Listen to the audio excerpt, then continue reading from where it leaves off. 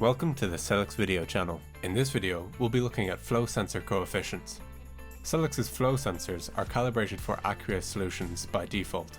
Running other liquids such as oils, IPAs, etc. to the sensor using the default coefficient would result in an incorrect flow rate reading.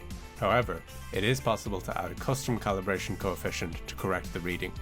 It should be noted that introducing the wrong coefficient might lead to an incorrect flow measurement and might cause damage to your pump and/or your setup.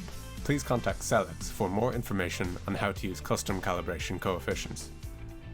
To add a custom calibration coefficient, navigate to the Manual tab and click on Settings.